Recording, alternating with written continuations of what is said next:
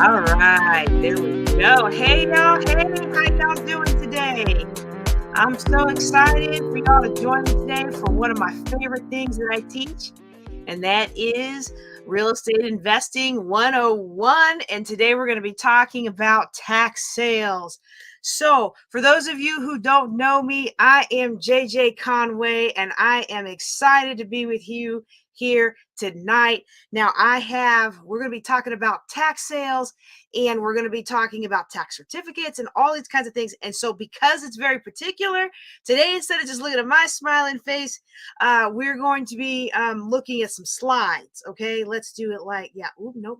I want to have at least a little bit of me there. Okay, we're going to be doing some slides today, just to make sure that I keep it all in straight and make sure to give people visual, because sometimes it's easier to understand these concepts more when you're doing it visual. All right. So again, my name is JJ Conway, and if this is your first time coming to one of my classes, one of my Thursday night classes, I want to welcome you. It means a lot to me. Time is our most precious commodity. And since you can't get any more time than anybody else, it means a lot to me that you would invest your time with me tonight. All right. So today we're going to be talking about these tax sales, and I think you're going to get a lot out of it tonight. Okay. So, two promises. I am going to teach you skills that you can put into practice tonight, and I will give you the opportunity to learn more. So we do a earn while you learn kind of thing. Now, real quick, I want to remind everybody, with this year of Building Wealth Together, we're not doing the high-end classes like we normally do. So normally what happens is I teach a topic on real estate, and then we have a high-end, $3,000 to $5,000 class to really dig into it. And I partner with people. So like when we do private lending, I partner with Alan Cowgill and send you to his boot camp first, and then I show you how I work through it. Like, we partner with people to really take to the next level. So it's a very significant investment. But since I've recently moved to Texas and I have in my doctoral program, I already know I wasn't going to be able to serve with excellence. So we are not doing that this year. But with tax sale season approaching in many jurisdictions that I invest in, I decided to go ahead and at least open up the Learn While You Earn, not the Learn While You Earn, because that's the partnership program, but to open up the Look Over My Shoulder. Okay, so I will not be presenting you a partner opportunity tonight, but I will be presenting you a Look Over My Shoulder opportunity. So that's a reduced cost, but it's not a partnership. So you don't share in the ups and downs of my investment. You watch how I do it. You learn through my mistakes and my successes, and you get to learn so that you feel confident that you can go and do the same thing. All right. Okay. All right. Let me get on back to the slide here. Okay. So I want to ask you before we get into the meat of it today, I want to ask you what you would do with a $5,000 house.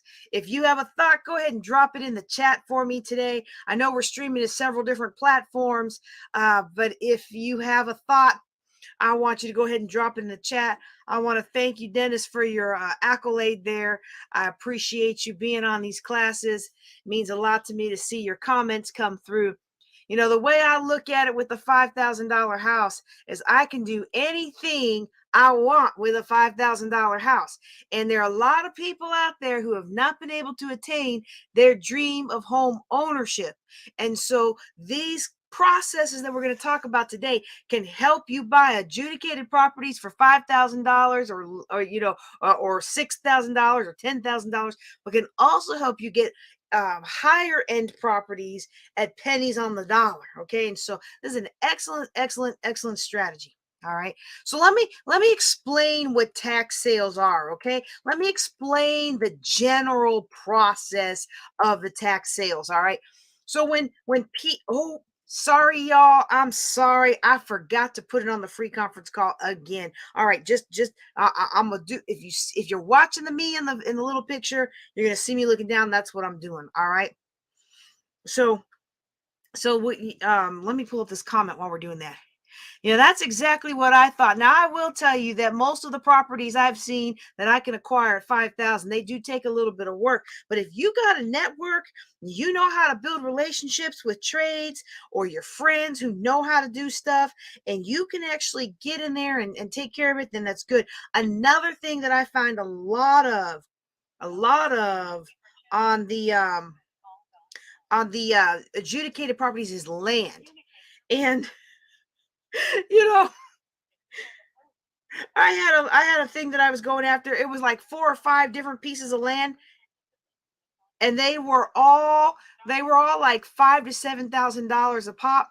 And I was like, well, let me just take the whole bundle for $5,000. And the lady with the realtor was like, well, you can't do that. Each one is priced 5 to 7,000. I'm like, you have to present any offer, so present it to your buyer. And of course, the buyer said no. But I'm like, I have a feeling that I have a feeling that realtor told him that, because you know what, those properties are still for sale. Some people, honestly, they're just not going to sell at a discount. But you can really snap up these little plots, and then you can do the work to make a bigger plot, and now you've got something. And so sometimes it's not always about just going out there and buying the big house on the hill. Sometimes it's about being strategic and looking long term and looking, okay, here's what I can do today, here's what I can do tomorrow, here's what I can do the next day. And maybe I can't buy that big $1 million house on the hill today, but I can start with $1,000 here and $5,000 there. All right. All right. All right. All right. Oh, yes, ma'am. Yes, ma'am. This is going to be good stuff today. I'm so excited that you're here. Go ahead and invite your friends. If you are watching me on YouTube, I was really surprised the other day to discover how many people are actually watching me on YouTube. If you are watching me on YouTube, please hit that like, that subscribe button, so that I can so you'll be notified, and so that I can get more access. Because apparently with YouTube, the more, you can have the best content in the world, but if enough people don't like and subscribe, YouTube doesn't know it. So I need y'all to help me help YouTube know how valuable this content is. Okay, so the general process with a tax sale, it basically is this premise of, when people aren't paying their property taxes, folks still need to get paid. The cops still need to get paid. The teachers, my husband still needs to get paid, right? The firemen still need to get paid. All the city employees still need to get paid. Okay, I know some wise Alec is going to say something like, not all them city employees need to get paid. Look, that's between you and your mayor, but generally speaking, the city needs people. They need people to execute the business of running the city. And guess how they get paid? Most jurisdictions, they get paid through your property tax. So if they're not collecting property tax, somebody isn't getting paid. And what generally happens in those cases is, it's not that everybody doesn't get paid, is that your roads don't get fixed, because they're going to pay the cops, and they're going to pay the teachers, or people get let go because they're going to pay the things that have to get paid, right? And so this is not why Shreveport streets are so bad. I don't know why there's so many potholes in Shreveport streets, but I don't really drive on them as much anymore. Like, that's the first thing I loved about moving to Texas. All right, I'm kidding around, but really, there's a whole machine that goes into running a city. The mayor doesn't just wake up and take some orange juice and everything's great. You got to pay people to do their jobs. And the trash collector is not free. The policemen are not free. The teachers, they're not free. Now, we don't pay them enough. All of those people need to get paid more, but they're still not free. Okay. So what is a jurisdiction going to do? You got all these people laid off, COVID. They lost their jobs. They have this problem. They have that problem. Their times are tight. Man, the cost of meat has doubled. Some places tripled. Gas is still up. People say things have stabilized a little bit, but I don't see it at the gas pump. So people aren't paying their taxes. They figure they got a little bit of time. They can float that. There'll be a stimulus check soon, maybe or maybe not. I don't know. I wouldn't count on it. But I'm not predicting the future. I do not work for the Federal Trade Commission. I don't work for the economic department. All right, or the IRS. So they're gonna have to get their money. And the way they get their money, when you don't pay your your property tax is through tax sales. All right. So what happens at a tax sale is they get hungry investors who want to pay that tax for the hope of getting the property, or sometimes for the hope of getting the interest in the property. Because in a tax sale, that's usually what happens is you get the interest, not the property. But sometimes you do really get the property. Well, I am really talking like I'm from Texas today. I'm going to need to go back to New York, go back to PA, and get my East Coast accent back. Oh my goodness, my dad would be turning over in his grave. My Lord, my Lord. All right. Anywho, the investor is going to pay the tax, buy the property, whatever process, and I'm going to talk about that more a bit later. Whatever process the jurisdiction has, the investor is somehow going to pay the tax. So thank you, you paying, keeping people like my husband employed. I appreciate you investor, for paying the tax, right? Well, you pay off this tax, and depending on the jurisdiction you're in most jurisdictions, but not all, in most jurisdictions, the owner has the right to redeem the property. That means the owner has the right to gather the money together to pay back the investor, pay back the jurisdiction, the county, the parish, the state, depending on where you live. Pay them back for all the money and time and effort it took for them to do all this rigmarole, and then they can get their property back free and clear and unencumbered. Okay. If that owner does not redeem in jurisdictions where the owner has that right to redeem, if the owner doesn't redeem, now the investor can start whatever process it takes to take ownership of the property. So notice notice what I didn't say here. Okay, notice what I didn't say. I didn't say if the original owner doesn't redeem, the investor now gets to walk in and turn the keys and put a new renter in right away. That's not how it works. Okay, so let me go back to the slide here. What happens is you start the process. You start the process of attaining ownership. And in some cases, that could mean foreclosing. In some cases, that could be filing something to quiet the title. There's a lot of different things that could mean. It's quite a lot of different things that people do. Okay. So I think this is a really good time for me to talk about the different types of tax sales. Okay. So you've got 3 general types of tax sales, and then it's like infinite differences in each type. Okay, well, not really tax certificates, because I only know one jurisdiction that does that. That's when I was living in Louisiana. But there's infinite possibilities. As many counties, as many parishes, as many states as are out there. That's the different types of ways they can play these out. But generally speaking, they're going to drop down into 3 categories. The first category is tax liens. So when I lived in Maryland, we did tax liens. You go to the county, you pay the tax. You now are a lien holder against the property. The only people that usurp you in being a lien holder on that property is the IRS. So you are now a lien holder on that property. Okay, if they sell the property, if they foreclose on the property, if they do anything they want to do other than keep sponging off that property, then you get paid first. Well, after the IRS, you get paid second if the IRS is in play, right? Okay, so that is a lien against the property. You don't get to walk into the property. You don't get to turn the key to the property. You don't get to put renters in the property. But if that's what you want to do, the next step in the tax lien process is, if they don't redeem it, you got to foreclose. Now, we're going to have a class coming up on foreclosure consulting. But for now, let me just say that foreclosure is a way of forcing the sale. So you can think about forcing the sale to bring closure to all parties who are owed money. I'm forcing the sale of the house so I can get my money back. And what you are hoping when you got a tax lien and you're foreclosing on the property, you know that 9 times out of 10, that probably 99 times out of 100, you're going to get paid back, and you're going to get your interest, and you're going to get all those fees and things back. But what you're also hoping is that you will be able to get the property. Okay. Now, what a lot of times will happen is, if the bank also has a lien against that property, so there's a mortgage on it, well, the bank is not going to let their $100,000 mortgage slip through their fingers for, $1,000, $1,700 worth of tax. They going to pay you off and get you out of there, and then they going to deal with the house later as an REO. Okay. That's tax liens. You have a lien against the property. Just like when you hire somebody to work on your house and you don't pay them, they can put a mechanic's lien or a trade lien against the property. They don't own your property, but oh, you better settle that debt. Oh, you better settle that debt because otherwise they can be with you for the rest of your life. You talk about some issues. All right, all right.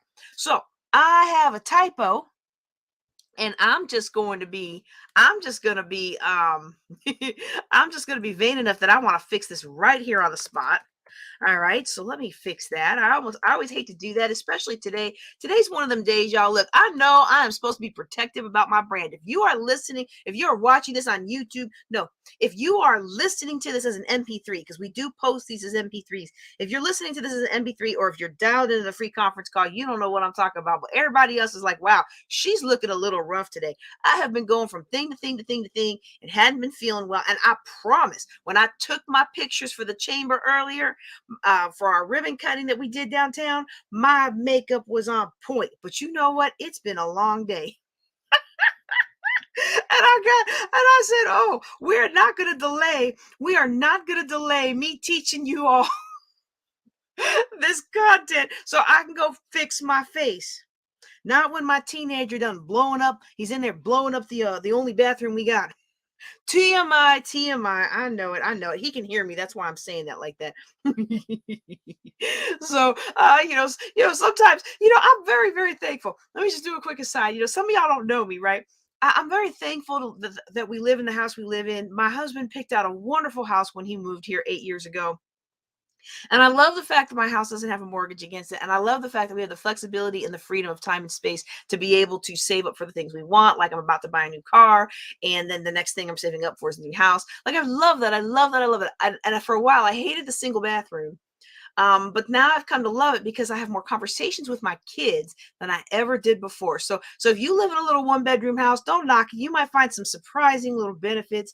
But tonight I did not get the benefit because he done tearing that thing up. And I'm like, I am not going in there after him, even if he comes out before I teach the class. So anyhow. I fixed the slide. It now says tax deed. So the first type of thing we talked about was the tax lien. If you just came on, I'm so sorry you came into that conversation, but I was trying to be funny while I fixed the slide. So first one we talked about is a tax lien. You pay the tax to the jurisdiction, the county, the parish, whatever. You pay the tax to the jurisdiction. It becomes a lien against the property. If you want to get the property, if they don't ever redeem it, then you got to foreclose to get your money back. Okay, with the interest and all the fees and things that you're allowed to claim for. The tax deed, on the other hand, if you go to a tax sale and you are getting a tax deed, now you're actually buying the property. Okay. And in some jurisdictions, at the tax sale, you're buying the property, you get the property, right? In some jurisdictions, you're buying the property, you get the property, but you got to wait for a redemption period. Either way, if there's no redemption period because it's already been finished, we'll give you an example of that later in Arkansas. Or if you have bought the tax deed and the redemption period has expired, like 6 months, what it is here, then now that is your property. You go file some paperwork to quiet the title, and boom, it's yours. Okay. So that's tax deeds. You're buying the property. You're buying the deed. You're paying the tax, sure, but you're buying the deed. And so what I found is I got a lot less properties to choose from now that I live in Texas, where you get these tax deeds, than I did when I was in Maryland and you got the tax liens. So it seems like a lot of people aren't as worried about a lien as they are about I'm gonna lose my house for reals. Okay. So anywho, next one is tax certificate. And this is kind of a weird, sticky beast. I did really, really well with tax certificates when I was in Louisiana. I have 3 left that I'm in the process of selling or trying to work them to get them redeemed or sell them. And we did pretty well with them, me and my business partners. And but it's really wonky. And I tell you what, if you don't have to invest in these tax certificates, unless you got somebody who's a real estate attorney on your team, like you are close with somebody, I don't know that you want to mess around with these, but I didn't do bad. Okay. I made significant amount of money tax-free in my self-directed IRA with this process.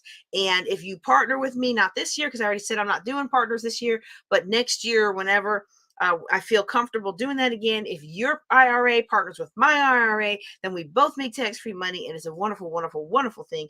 But it's a complicated thing because with a Louisiana tax certificate, and I say Louisiana tax certificate because it's the only state that I know that does it this way. You are bidding on a percent ownership of the property. So you're paying the tax, but what I'm bidding on it is how much of that property I'm going to own after the tax sale.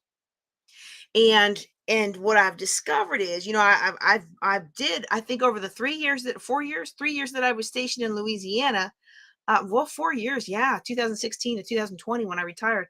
The 4 years that I was stationed in Louisiana, I think I ultimately had almost 20, and all but 3 of them panned out. But what I realized was when you don't bid, when you don't get 100% ownership of the property, it is difficult to execute that process and get something out of it for yourself. Okay. So I don't know if we're going to talk in detail about that. If you have questions about tax certificates, drop them in the chat.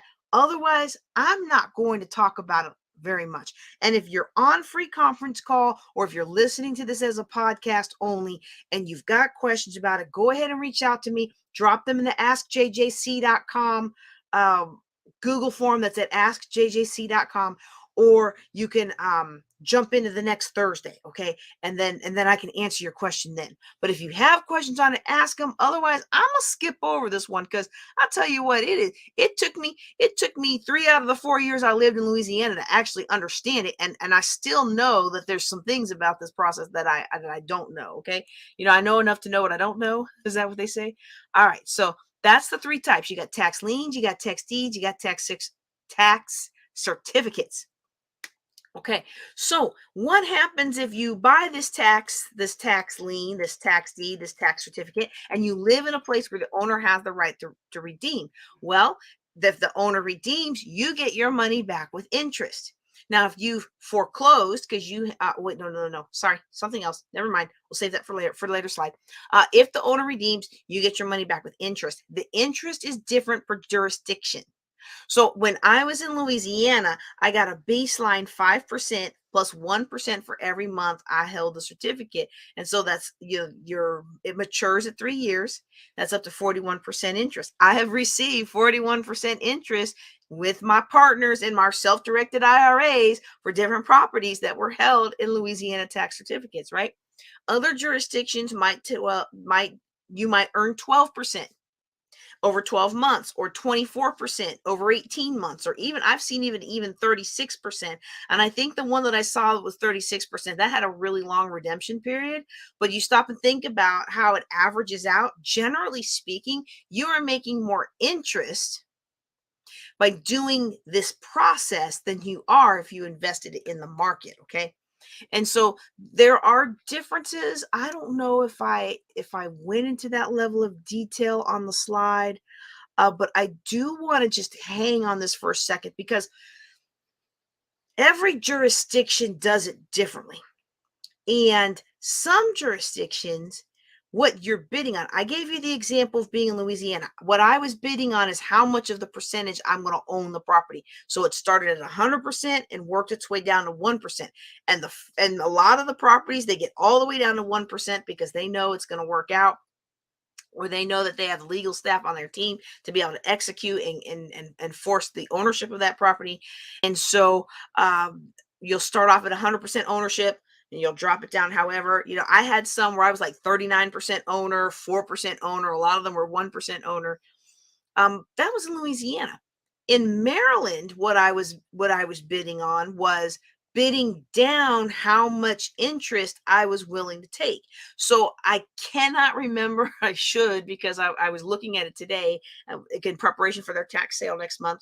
I was doing Prince George's County and Howard County, And one of those is 12% and one of them is 24%. And I can't remember which was which, but they have different redemption times. But what you're bidding on is the percent you'll take. So will I take 4%? Well, I'm not going to take 4% because I can put my money in the market and make 8%. But a corporate investor, an institutional investor might be willing to get 4% because they know it's a done deal and they know they might get the property, right? And so, somebody coming from California, somebody investing from a higher cost district where they know they're not going to make a significant return on investment, they might be happy with a 5% or a 12% or a 5% or a 10% or an 8% or a 7% or a 3%, you know.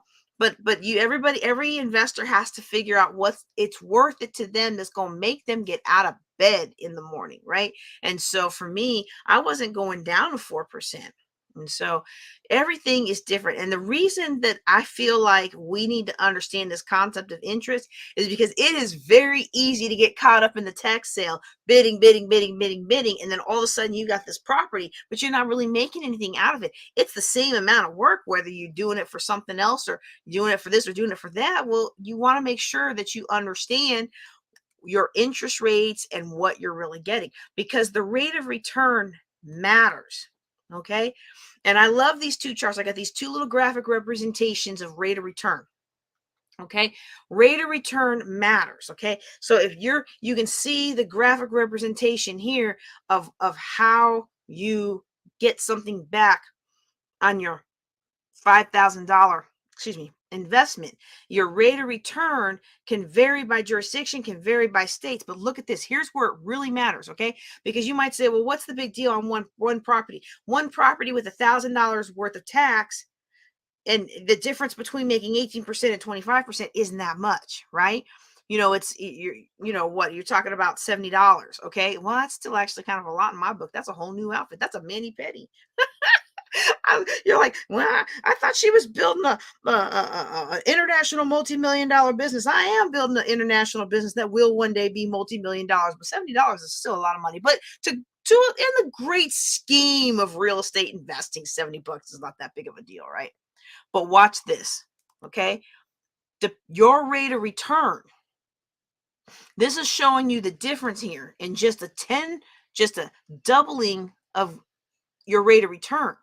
When you continue to invest over and over and over, and you keep reinvest your profit and reinvest your profit and reinvest your profit, it's not a double. Okay.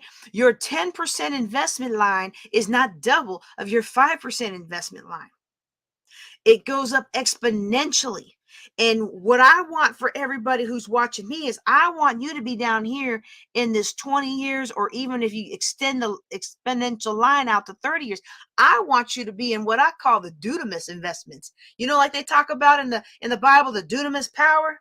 The Dunamis power, it's like a dynamo. It keeps regenerating and regenerating and regenerating. I want you to have the Dunamis investments, that you have the money and it keeps regenerating and regenerating and regenerating, and you give some here and you do some good in the community there, and you get to go travel here and you get to go do this there, and you build this church here and you build that well there, and the money just still keeps coming because now you're operating out here in this exponential. I don't know if y'all can see my mouse, but if you just keep following that green line, just keep following that path up, up, up, up, up, that's the region where the money just keeps coming and coming and coming. And the thing for most of us is we don't ever get there, because we get into this down here a year 1 or 2, and we're like, well, I'm not making that much. Well, I don't know. Well, this isn't worth it. This isn't worth it. I'm not going to keep bothering. And then we give up.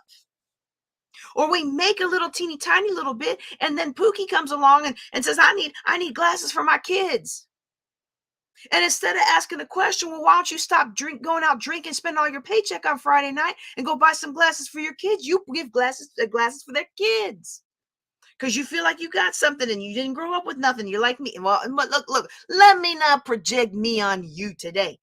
I grew up with nothing. And so when I felt obligated to help people that I perceived as less fortunate, and I felt obligated to do good in these kinds of ways without ever stopping to consider that the rules of success have nothing to do with your education, your background, or the mistakes of your past.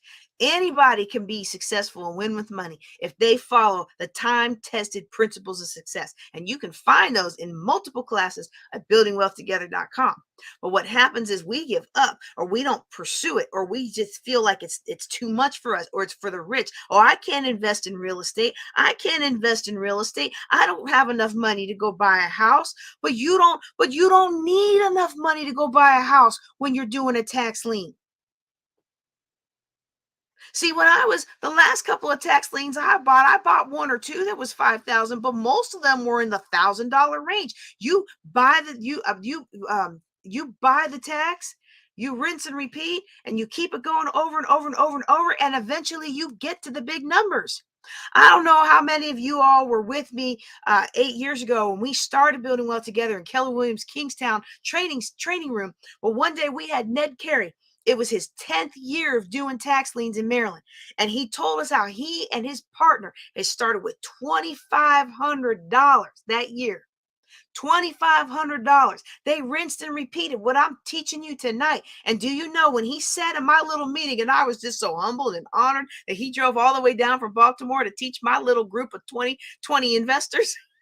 Didn't charge me nothing. I didn't even have money. Look, y'all, I was $800-some thousand in debt. I didn't even have money to give him back some gas money. I fed him some Litos pizza, which is good pizza, but I fed him some Litos pizza, y'all. I was all like, that was the best I could do. That was all my money right there.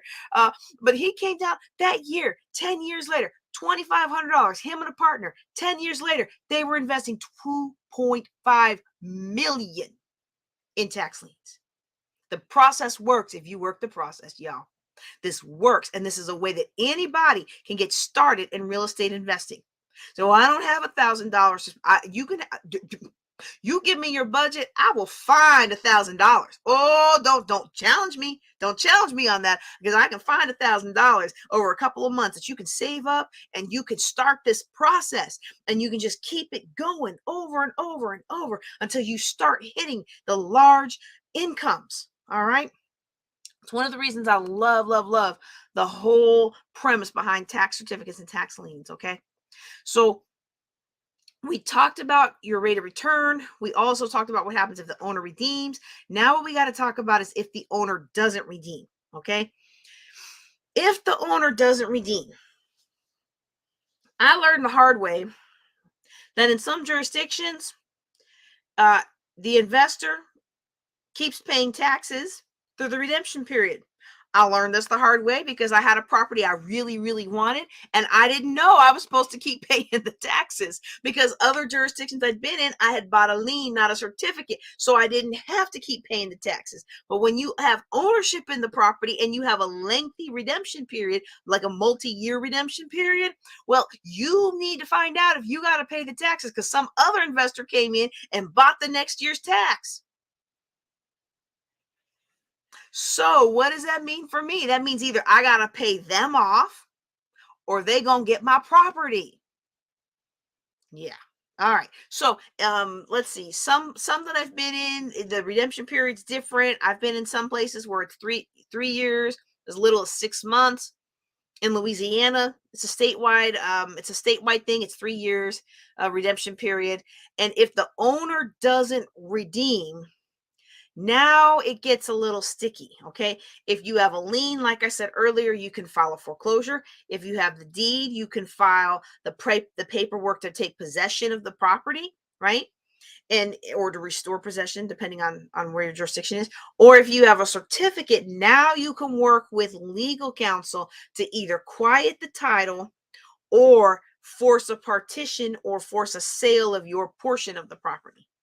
And this is where it gets sticky, because I was very excited about being able to get some of my partitions or get some of my percentage ownerships in some properties. And then I found out how much it was going to cost. But really, part of that was because I was living in a jurisdiction at that time that was not friendly to women investors who look like me, not friendly to women investors, period. And I had failed to build adequate relationships with a real estate attorney, a land attorney who could help me execute these kinds of things. So I paid some money to learn a little bit the hard way. And that's why I say, you don't want to just jump in there. Now, would I rather you just jump in there versus do nothing?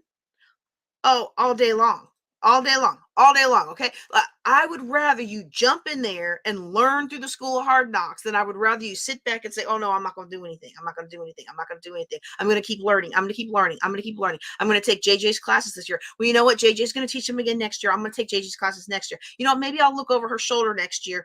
I'm going to take JJ's classes. Nope. I'm going to take Robert Kiyosaki's classes. Nope. I'm going to take Damon John's classes or who's the flipping Boston guys? They sometimes come. I'm going to take the flipping Boston guys thing. I'm going to do the rich dad investing. I'm going to pay $35,000 to be part of a group that's going to take my money every month and then wiggle out of every question I ask. And I'm not naming which group that is that does that, but I happen to know there's quite a few of these groups out there that do that, right? When I could have taken 5 of that $35,000 and just went out there and did it and learned. And maybe I lose a little money here or there, but most of the time you're going to make money because you're taking action. The universe rewards taking action. The Lord God rewards taking action. Now, I don't want you to be all thrust and no vector, okay? I don't want that for you. I want you to take action with informed action. I want you to have a strategic plan, and I want you to move forward. But if you plan for years, you'd have been better to just go do. And so somebody asked me sometimes, because I bought into a license and I bought into the license in March. So I programmed the teaching of that license in November. I figured by the time November got here, they would be done with the license. I'd have it in my hand. I'd roll out. Well, November came and they hadn't even finished teaching the class yet. And I was like, y'all, I need something. I've had this thing programmed and advertised. And they were like, why on earth did you move out on that? But without even having everything in hand? I'm like, because I've learned about myself. If I don't move out, it ain't getting done. If I don't put it out there, put it in the plan, lock it down, say this is going to happen, it doesn't happen. And a lot of you have been wanting to invest. You've been wanting to do something. You've been wanting to make money. You've been wanting a better life for your family. You've been wanting to make things better for you. You've been wanting to honor your grandparents' hard work. They worked so hard to give you a house, to pay for your college, to do this or that for you. You want to honor your single mom who busted buns 3 jobs just to put food on your table. And you want to honor her legacy that she passed on to you. But every time you get a little something, it slips through your fingers. Every time you get a little something else comes along to distract you. And every time you get a little something, you're so afraid because you work so hard and your grandma works so hard and your mama works so hard and it's just so precious that you don't move forward because the risk feels like it's too great and the fear feels like it's too great. And I'm going to challenge you today. I'm going to challenge you to put a date on the calendar. I'm going to challenge you to put something on the wall. I'm going to challenge you to plant your flag today. I am doing this thing at this time. And if all you can do to take a step forward and planting your flag is say, I'm going to be at JJ's next 3rd Thursday real estate investment class, then you plant that flag. And if you can do a little more than say, I'm gonna buy into JJ's look over her shoulder plan, and that way I can watch her as she executes this tax sale season, then make that your flag. All right, make that your plan. But do something, put something down concrete and hold yourself to it. You can absolutely do this. And if this isn't your thing, there's something else that is. I got 20 something different ways that you can make money with and around real estate investing, even if you don't buy the property. All right. So back to what happens if the owner doesn't redeem. It's going to depend on your jurisdiction. You can file, if you've got a lien, you can file foreclosure. If you've got a deed, you file the paperwork to take possession. If you got a certificate, you're going to have to work that out with legal. If you own 100% of the property in your certificate, then you quiet the title. It's yours. Boom. If you own less than 100%, then you got to work to either partition the property or negotiate. Like I went to go, partition one, and I felt really bad because this was my very first one that I bought, and I lost track of it during COVID, and it actually redeemed. I should have pressed on it even beforehand, but I didn't. And then I was so foolish. I was working with partners, but I didn't understand Civic Source, so I put my name in the place where it goes on the deed. So I was like, I need these people to buy this and get my name off of that. So I don't want my name on this. Um, so that was one of the things that was one of the hard knock lessons. But if they don't redeem, you may be able to acquire the property. Most of the time, though, you're not really acquiring the property. What you're acquiring is actually what you're requiring is the interest on the property. Most people who are making money with tax sales are they're making the interest. They're not acquiring the properties. Now, that doesn't mean you won't ever acquire the properties. In fact, the very first person I ever knew who did a tax sale and she acquired the property, and that was my ex-mother-in-law. Phenomenal woman. Oh my goodness! If you're in the Raleigh Durham area, the next time I come to town, maybe we can do lunch and invite her because she is just one of the most impressive businesswomen I've ever met, and I'm so glad that I didn't lose them in the divorce. Probably because I got the grandbaby, but he's a grand teen now. He gonna be a grand young pretty soon. He'll be out the house soon. Oh no, I'm not ready for that. Okay, anyway, back to this teaching. So I'm sorry, y'all. But can you tell I love this stuff? Like it's just giving me so much energy. And for those of you who don't know me, I have been not feeling very well ever since Resurrection Sunday. And I'm not sure why. I've gotten my sleep, I've drank my water, I've done all the things, right? Like for once I'm like, it's not my fault. But for some reason, I've just been a little under the weather. So today I've got a little bit of energy and I'm just so excited. And I love my son, and so I'm very excited. But anyway, she is the very first person that I ever saw that actually did a tax sale, and she acquired the property, and she used that as her first group home for the business that's now a multi-million-dollar international business that provides respite care and occupational therapy. Amazing woman, amazing woman. But most investors, they don't get the property. If you do get the property, I kind of look at that as like a Betty, right? That's a wonderful, wonderful aspect to this process. You do it long enough, you're going to get some properties, and you're getting them for pennies on the dollar. All right. So there's another category of properties that we want to talk about. Okay, so I have talked about what happens when the property goes to the tax sale. The tax didn't get paid. It went to the tax sale. Some investor bought the property's tax. They paid the property's tax. Now that jurisdiction gets to pay their cops and their teachers and people like my husband. Yay, they get paid, and the jurisdiction has the money they need to operate the city, operate the parish, operate the county, what have you, right? And there's different things that happen after that. The owner could redeem it. The owner might not be able to redeem it. Whatever happens with that happens with that. But there's going to be some properties that don't get sold. Okay, for whatever reason, maybe they're just a little piddly plot of land and nobody really wants to pay $2,000 worth of taxes for a little strip of land that's, all torn up, and it's all, all old, all torn up, and it's, the road is shifted. I saw a lot of these when I was in Shreveport. Like the strip is about as big as it's like the 5 feet of my desk, right? And half of it's on the ground level and half of it's like 10 feet tall. And you're like, what am I going to do with that, right? So maybe you don't want that little strippy for whatever reason. For maybe the property's burnt down and that's what you wanted. Maybe, who knows? There are a lot of properties out there that don't sell at the tax sale. And those are held by the state, by the city, by the parish, by the county, by whatever the jurisdiction is that's offering up these tax sales.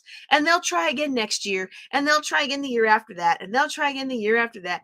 And everybody's got a different timeline. I don't remember what it would have been in Maryland because I wasn't interested in them there. And I wasn't interested in them there, so I don't remember. But in Louisiana, it's 5 years. So if that thing goes to tax sale, doesn't sell 5 times in a row, then that becomes an adjudicated property. And now the parish has the right to sell the property. Okay. And so that's different from selling the tax certificate to the property. And in jurisdictions that have liens, being able to sell the property is different from selling the lien. So I do know that we went and looked up adjudicated properties when we were looking for a church building in Maryland, because those were ones we could buy from the county. But I don't remember how long it took to get there. I guess I could look it up on Google real quick. But you know what? Somebody look that up on Google and drop it in the chat for me, okay? If it becomes adjudicated and you are in a jurisdiction that uses civic source, civic source's minimum cost on a property like that is $5,000. And many of those little bitty properties will go for $5,000 simply because nobody's looking for them. And you know, with civic source you can actually get title insurance, and there is a little bit of a pitfall there. They are really big to advertise, ooh, you get title insurance.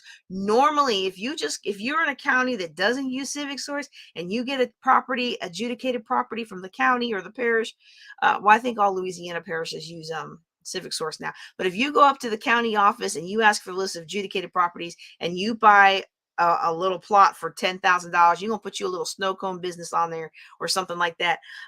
You don't get a title. You don't get a title insurance on that. And so what happens is you have to be very careful about acquiring those properties. And so Civic Source came along and said, oh, yay, we give you title insurance. Come buy through us, come buy through us. And then you find out later, well, your title insurance is up to the price you bought the house. I don't know about you, but a lot of title issues take more than $5,000 to correct. So something to be aware of, right? But these adjudicated properties can be an excellent way. So what they're doing is they're returning it to commerce. They're saying, look, you ain't paid your taxes for long enough. We want this money. We have the right to take your property. And now you gonna sell it, and somebody's gonna pay these taxes. That's basically what they're doing. Okay. Now the interesting thing about the adjudicated properties is that there are, I'm trying to think of how I want to say it. Everybody does it differently. If I were you, and you were interested in this, I would go and find out from my jurisdiction how the adjudicated properties work. And then what I would do is I would start doing my research on everything that's available. There are some diamonds in the rough. And this is the kind of research that you can do absolutely free if you have the time and the ability to get down to the courthouse or wherever they keep the land records and do the research.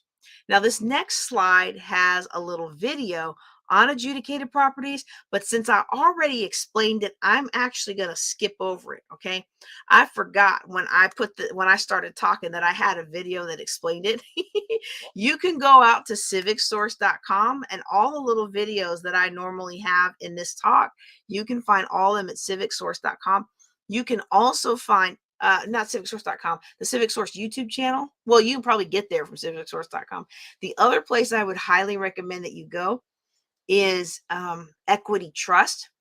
Their YouTube channel also has some excellent information on tax, on the how it plays out using your self-directed IRA to invest in these things. That's who my IRA is through. I'll tell you a little bit more about that on the last couple of slides. But that's something else that you can do for furthering your education.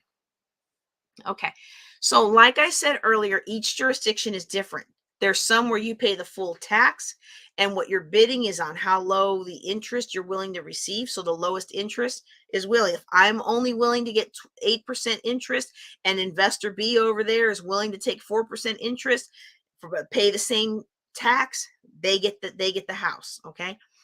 Some places it's about the lowest interest rate. That's really the same thing. That's really the same thing. Oh, okay. I'm sorry. That's the middle one there. The first one, I need to reword that. The first one, that what that means, and I'm not going to fix it now because I'm not sure how I want to reword that.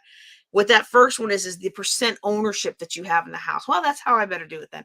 Let's do that. The lowest percent ownership you have in the house. Lowest percent ownership. Oh, spelling in public, spelling in public. Oh, let's see. Give me some okay. Now I gotta make my circle bigger. Some of you are like, I can't believe she's doing this on the fly. You know, I always say when I find an error in my slides, I always say, oh, I'll fix that next time. I'll fix that next time. And you know what happens next time? I come back from a I come back like I did today. I had ribbon cutting, I had bond meeting, I had my son had his ring ceremony today for state football champs. Like, and I had just enough time to cook dinner, slide a bowl in, put the baby to bed, and slide on in here to teach y'all this class, right? So I just said, you know what? I'm not worried about being perfect today. See, I'm not worried about being perfect for you because I already know there are people out there that are flashier than me. There are people out there that wear the flashy rings, watches, timepieces, and there are people out there who are always going to be more and more than me. But what I'm giving you is value, and I'm giving you content. And I want to surround myself. Oh, look at that. I just saw a group of people jump off. Well, guess what? I want people who want content. I want people around me who want the details. I want people around me who are interested in how this works. I don't want a bunch of people around me that are just like want to throw money at me and then they never move on with their life. Don't get me wrong. You want to throw some money at me? I will take your money. I have plenty of good I can do with your money, but that's not my most important goal. Okay, my most important goal is to make the money with people that I enjoy being around. And the people that I enjoy being around are people who are curious and they're interested and they want to know and they want things to be with excellence. Okay. And so I don't equate excellence with flashy. Just because you roll up in a 7 Series and you're wearing a $20,000 timepiece does not tell me that you're excellent. In fact, it might even tell me that you are foolish with money. Ooh, I don't know who needed to hear that today. Some of y'all being swayed by some flashy stuff. You being swayed by some really cute designer outfits. You being swayed by some cars. You being swayed by some things that don't really mean what you think they mean. Oh my Lord, let me get back to teaching this class. All right. So every jurisdiction is different. You might be in a jurisdiction where you're paying the full tax, but you're going to bid on the lowest percent ownership in the house, maybe the lowest interest rate you'll take back from the owner, or especially in the case of tax deeds. This is the interesting one, and I'm still learning about this, so I can't speak with as much authority on this as I would like to. But it appears in some of these, it's like, okay, here's the tax. How much more are you willing to pay me for this house? And some of these properties, I went to one auction, and I'm like, these properties are going for almost what they're worth. And when I found out later from another investor who was there, I was like, yeah, it's just the thrill of the chase. And some of these people, they want to win. They want all the property and they don't mind even overpaying for it a little bit if it keeps you from getting the property. And I was like, I'm not overpaying. I'm not there yet. I'm doing all right for myself. Don't get me wrong. I do all right for myself. And if I wasn't able to do all right for myself, my husband would do all right for me. I'm doing well, you know, messing with my money because I have other things I could be doing with my money. All right. All right. So every jurisdiction is different. And I'm giving you an overview. And so you've got to figure out where that fits in your jurisdiction. You got to figure out how they do it in your jurisdiction. What I'm offering people who want to look over my shoulder is I'm going to be looking at Maryland properties, specifically in Prince George's County, Howard County, Baltimore County. Okay, that kind of a corridor there, right? Is Calvert in that? I'm not quite sure. Okay, so I'm gonna be looking at Louisiana tax certificates again, but I'm gonna do them with a different tack this time than I did. So if you were in my look over the shoulder for the last 3 years on the Louisiana tax certificates, this is gonna be a different approach. I'm gonna use a different approach this time because I have more money in the self-directed IRA to work with, and I'm not living there anymore. So I have to be more judicious with my time. So if you are somebody who really wants to invest, but you feel like you don't have a lot of time, then this look over my shoulder program is really good for you because you get the benefit of me having to be very, very efficient with my time. I don't live in Maryland anymore. I still have a business there. I still have an LLC there. I pay that $309 every year. I still have my LLC in Louisiana and I pay that money every year. And, but I don't live there anymore. So when you don't live somewhere, you have to research a little differently. And a lot of what I do to facilitate investing when I don't live somewhere anymore is the same thing you can do in investing when you're just starting out and you want to look and you want to do as much as you can from your computer. Okay. Let's answer the question of how do you get your $5,000 house? Okay. So remember, we're talking about two different things when we talk about the tax sale. Okay. Uh, because you could get the house by buying the house at the tax sale. That's one way. But if the house doesn't sell, then what you end up doing is, if the house doesn't sell, there's a different path. So the path of getting it for pennies on the dollar is, generally speaking, your tax sale process that we've spent a lot of time talking about today. Okay. Now you usually you usually do get the interest. You don't get the cheap property usually, but if you do your research and everything aligns, then you can end up with some really valuable properties. Okay. The other way is to invest in adjudicated properties. But I will say that, generally speaking, if you're in a place with big enough players, if there's value there, they're snapping up that adjudicated property. So this is where you really have to be that boots on the ground to go do your research. Okay. So let me see. I'm looking at the I'm not sure what that means. I'm not sure what that comment means, but I'm always going to be like, hey, yeah, thank you. I appreciate that. Let me just summarize the process, and then we'll have some time for questions. And I think I've got a slide on pitfalls, things to work out. Okay. Let's see. Okay. Yeah, I've already covered. I'm looking at my next couple of slides, and I've already covered some of the stuff, but let me just summarize the process.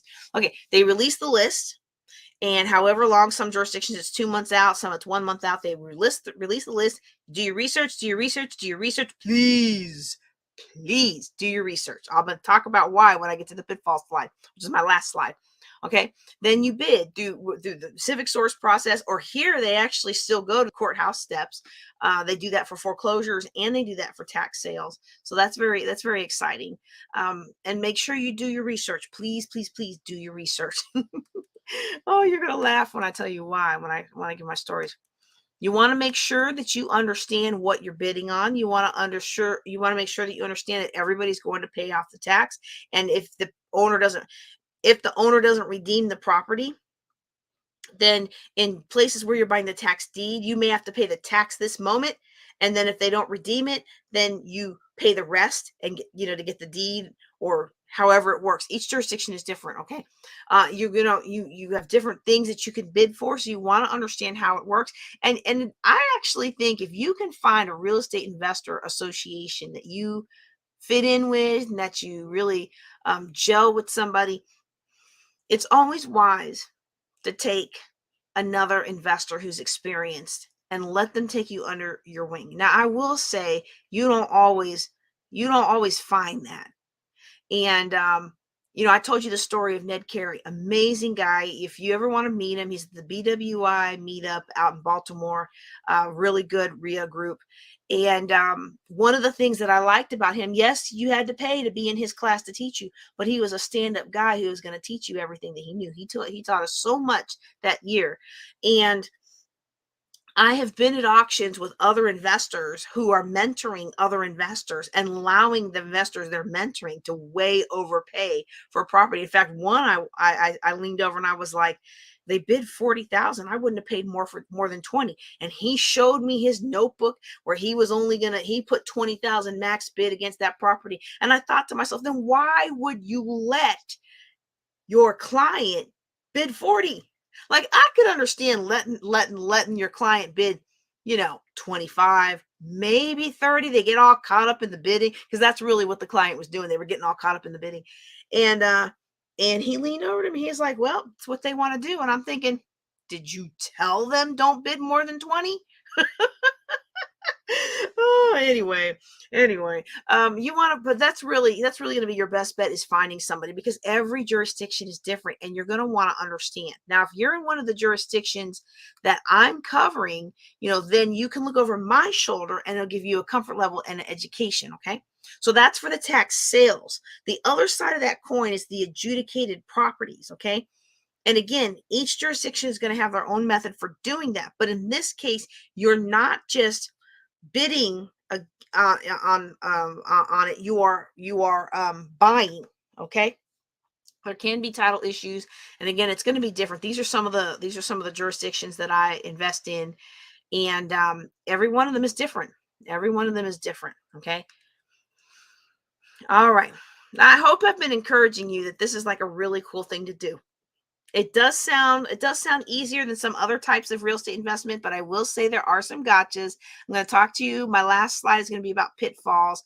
But before I get into pitfalls, this says, let me tell you how to mine these strategies for big dollars, even if you don't buy the tax deed or lien. What that's really talking about my partner program. And I am not going to be offering the partner program today.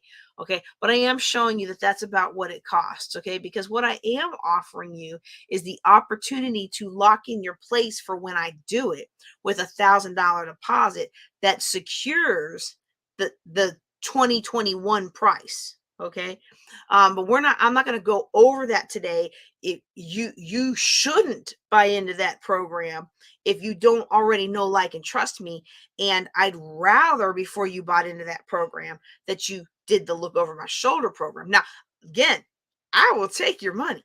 I will absolutely take your money, and I will put it in, and we will, I'll put it in the mix, but I am not taking partners at this time. It takes a lot of work to serve the partners and make sure everybody's taken care of, and to file the paperwork that needs to be filed, and all the legalities of all that, and to be what do you call it? Be compliant with all of that. Okay, so there's very specific requirements. They are on the next slide, I think, but very specific requirements. But we're not gonna dig into all of that today. Okay, but already know, if you want it, you want it. But what I am offering you today is a 90 days look over my shoulder. I'm going to walk through with you. Let me make sure it's on the right slide. Yeah, there we go. I'm going to walk with you how I prep for the Louisiana tax sale. You're going to be looking over how I'm handling the matured tax certificates that I currently hold. You're going to look over my shoulder and see how I prep for the Prince George's County tax sale, and how I handle that when I'm not there anymore and I can't drive there as easily as I can go drive to Louisiana, just hop over the border, right? And then you're going to also get a bonus, because this is a new ground for me. This is going to be the first year where I'm going to try to invest in some Texas tax sales. And so I've been getting the emails from that, from different jurisdictions that are nearby. And we're going to take a look at that. And this is a no kidding look over my shoulder. If you, for those, if you were not in Building Wealth Together 4 years ago, I show you the good, the bad, and the ugly. I show you when I win and when I don't win. But that's not something that I'm going to put broadcast out here. So a lot of those are going to be Zoom meetings, or if you're able to meet me in person, like when I go to Louisiana, if you're able to meet me at the courthouse, we do that, and you look over my shoulder literally as I'm doing what I do. It's invaluable education, okay?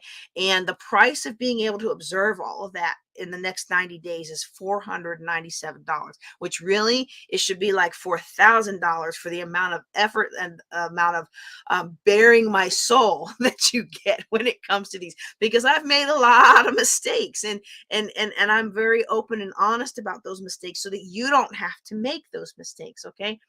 But and I'm just going to flash this really quick, because even though I'm not accepting new partners currently, I am allowing people to secure their spot. It's only $1,000 to secure your spot for the next time I do it. But what I need you to do, if you know that you want to part with me either now or in the future, well, not now, but in the future, you got to go ahead and open up your self-directed IRA with Equity Trust, or whoever you feel comfortable with. The company I use is Equity Trust.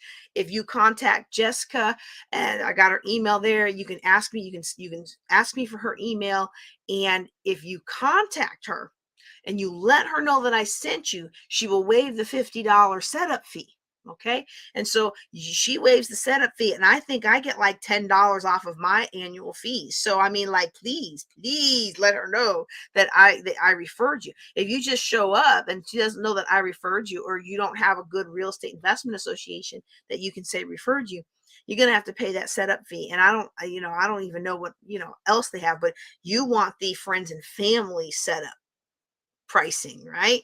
Okay, so that's something that you can do if you want that. Okay. Like I said, I'm not taking new partners. I'm not going to be taking new partners for this tax season because, again, I am primarily going to be working on Texas, and I'm not going to. I'm not going to take people's money and partner with them on something that I don't really know yet. Now, I'm not saying that I got to be amazing at it and just an expert at it before I take your money on it. No, but I just have a threshold. Don't you want to? Wouldn't you like to work with somebody that has a threshold before they take your money? You know what I mean? Like some people, I've listened to brand new investors, and they do their private lending thing, and I'm like, you ain't never done one deal, and you don't know what you're talking about, and I feel bad for them. But if you get enough,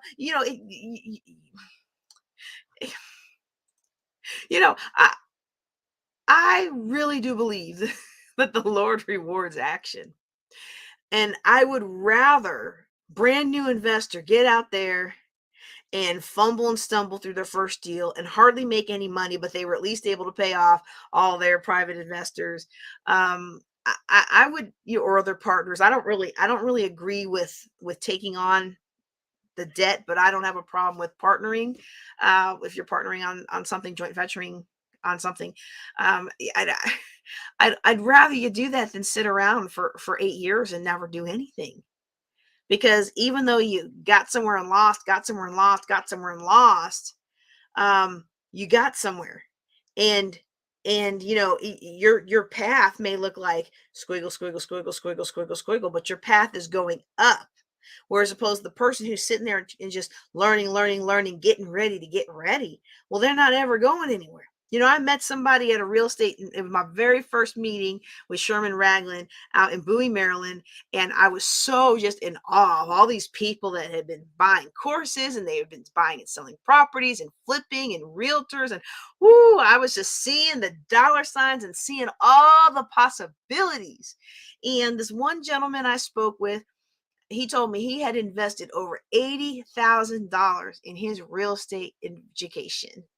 And I said, wow, how many properties do you have? He said, oh, I don't have any, but I'm going to buy the course that's being sold tonight. And I'm pretty sure that's going to be the one I need to finally get out there and buy some. And I'm trying to tell you today, you don't need all that to finally get out there and buy some. You got $10,000 burning a hole in your pocket. Get on my look over my shoulder program, see how I prepare for the upcoming tax sales, and go out and get you a couple. Some of them will work, some of them won't. But for $10,000, you're going to get some invaluable education, and you're going to learn a lot just by what I did and don't do anymore. That's going to help you have a higher rate of success right off the bat. All right. All right. So let's talk about some pitfalls to watch out for, and then we're gonna call it a night. I'm gonna watch something with my husband, Mr. Man, who I really, really I had to apologize to him because we started late today. So some pitfalls to watch out for. Okay, first thing you got to watch out for: legal fees. And you don't, it doesn't, you don't just get the property, right? Like you don't just the property doesn't just fall into your lap. Like even though you get the tax lien, you still got to foreclose, right? Or even if you got the tax deed, if there's a redemption period, after the redemption period, you still got to file paperwork. So somebody's got to help you file that. And in some places you can do it, but in many places, I'm gonna recommend you have legal assistance, right? A legal expert on your team. Well, you got to pay them. And we really got to get out of this mindset of, well, I don't have to pay for things because I can learn everything I need to on YouTube. Okay, let me tell you, there are things, and there are people whose services are worth paying for, and legal is one of them. All right. You also got to watch out for subsequent taxes. If you're in a jurisdiction where you hold that property over a year, make sure you find out if you're going to have to pay the taxes. Okay. You also want to watch out for things like utilities, busted pipes, burned down properties. So my very first attempt at I didn't bid on these, y'all, but my very first attempt at bidding on 2 properties in Prince George's County, I was so excited about the first one because it was It was a beautifully sized property, and it was right there in this kind of hilly backwoods area that I loved living in. I lived in Brandywine, but if you went back a little further in the woods, it's beautiful, just beautiful, right? Like, it's just, you didn't feel like you were working at the Pentagon when you came home to this property, and it was only 25 minutes away. I mean, I know the traffic's worse now, but at the time it was only 25 minutes away. So I get out there and I discover very quickly that property is landlocked, meaning it had people who lived all around it. And basically, this property was the common area behind their house, behind all their houses. Now, do you think I was ever going to be able to get an easement to be able to build me a house in the middle of that? Come on now, even if I could, I would have had so much trouble with my neighbors. That was not worth the 2 or 3, it was not worth the effort. Okay. So another one that was also 5 bedroom, 4 bath. I forget the exact particulars, but it was a big, nice multi-level house. And the pictures of it on Google were amazing. I was so excited. And then I was like, this is like every new investor, right? Like, oh, nobody's bidding on this. It's a diamond in the rough. Nobody's bidding on this. It must be meant for me. Oh, it's the Lord. Well, I'll tell you what the Lord told me was to go take a look. And I went to take a look. Y'all, that property had burned down. That's why nobody was bidding on it. And it was a significant amount of tax. It wasn't, to me, it wasn't worth bidding on for all the other stuff I was going to have to do with it, because I wasn't at a place in my real estate investor journey where I wanted land. Now, today, would I have bid on it? Probably, but I wasn't at that place then. I was looking for another house, and I was looking for a church building. So I was in a different place, and I had a different focus, and I had to stay focused on what I was focused on, right? So you want to watch out for these kinds of things. You got to do your research, okay? Sometimes things are so bad, you just got to walk away from them. And you've got to be okay with that. And you've got to build that into your business model, that everything isn't going to be unicorns and roses. Some things are not going to work out. But if you have enough success, it makes up for the ones that aren't successful. Okay. Now, number 4 there, if you are in a place that does tax certificates instead of tax deeds or liens, and you don't have 100% ownership, oh boy, oh boy, oh boy, forcing the sale, forcing the foreclosure, forcing a partition so that you can get your piece of that, all of that can be very time consuming and very costly. So make sure if you're bidding on a property like that, that it's something you are willing to pay the cost. And then the last pitfall that I want to encourage you to look for before we close out tonight is to make sure you understand which strategy to use for which case. Somebody made a comment earlier, and I was kind of talking and talking, and I didn't really, it didn't put up the comments as they came in. None of them were questions. So I appreciate your comments. Y'all make my heart feel so good when I read these comments. But one of the comments talked about improving the property and raising the value. Let's see, there it is, improving the property and raising the value with renovation. And so you could renovate it and flip it. You could renovate it and hold it. But some places that you might acquire these properties, they may not be flippable. Some places that you acquire these properties may not be good for renters. It may be something that you have to bring up to a retail level and sell to a retail end buyer. Like, every property, every community, every deal has its own little personality, and you have got to be able to adapt and know which one to use. And generally speaking, I like to have backup plans to the backup plans. So maybe I'm going to plan to flip this one, but if I can't flip this one, maybe I'll transition it. Maybe I'll make it into something where I use vouchers, or where I rent it out. And if I can't do that, maybe I'll house hack and rent the rooms. Like, you always want to have something to fall back on, because real estate can be very unpredictable, even when you're working on tax certificates. Okay. So again, that is, I think that's all I've got for you today. Let's see. Yep. That's all I've got for you guys today. I hope that you have enjoyed this. If you have any questions at all, oops, forgot to do that on your screen. If you have any questions at all on the things that I've talked about, go ahead and drop them in the chat. If you're on free conference call, I'm going to check really quick to see if anybody's got their hand raised. And I'm also going to go into the askjjc.com and see if there are any questions that have been submitted. For a while, what is this? Huh. Okay, yeah. For a while, I didn't realize it that I had it an anonymous form, but your name was required, your email was required, like all these things were required, and I never had anybody filling it out. And I don't have any in here today that are related to real estate, so we are going to close it out. But if you have a question that is related to the topic at hand, go ahead and drop it in. Otherwise, we are going to close out. I want to thank you all for being with us today. If you let me see what our next one is going to be.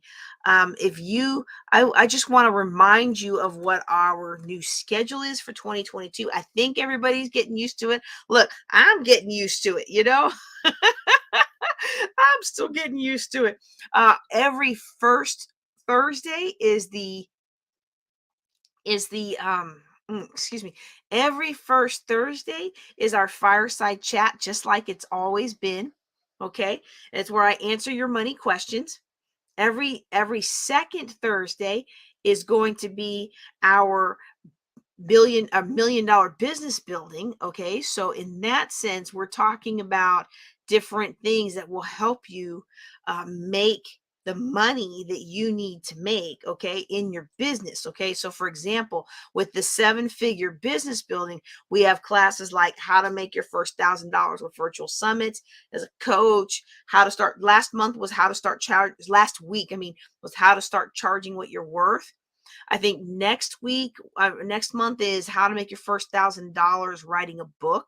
So I'm excited about that because one of my top selling classes is finally write this book, which I think is hilarious because finally write that book because it's not my focus. It's a side shoot. So like I'm here to help you dump debt and prosper. So if you're gonna dump debt, how do you dump debt and you're going to build wealth? Well, a lot of times we need to make more money, so there's different things that I teach to help you make more money, and that just happens to be one of the most popular ones is finally write that book. So we're going to refresh that one. We're going to bring that one up to date, and we're going to talk about making your first $1,000 writing a book. And then so that's every second Thursday. Every third Thursday is the real estate like what we're doing today. Every third Thursday is real estate. And so today we did, excuse me, today we did tax sales, and next month we will do foreclosure consulting. Okay. This is to help prepare you for what we think is going to be a lot of foreclosures now that the markets are starting to shift a little bit. A lot of these people who have had forbearances and other accommodations during COVID, a lot of that is starting to lift. So we're gonna do foreclosure consulting. And then every fourth Thursday, which is going to be next week, then is our empowered entrepreneur. And this is really more of a mindset class, okay? Because this is now how do you lift yourself up as an entrepreneur, as a leader, as a pastor, as a community in nonprofit worker, like all these different things. And so next week we're going to be talking about breaking through invisible barriers. Woo! So last month was power principles, and you've seen that class that I have, the power principles, that we did towards the end of last year. And it's just very excited. May is going to be how to win the game when they say you can't, and that's another one of my favorite things to teach because it really shows how I succeeded when people look at you and just assume that you're not going to be successful. So lots of good stuff coming down the pike with building wealth together. I'm super excited that you're here. Thank you so much for your time and attention. And I think that's all I've got for you today. You all take care and be blessed.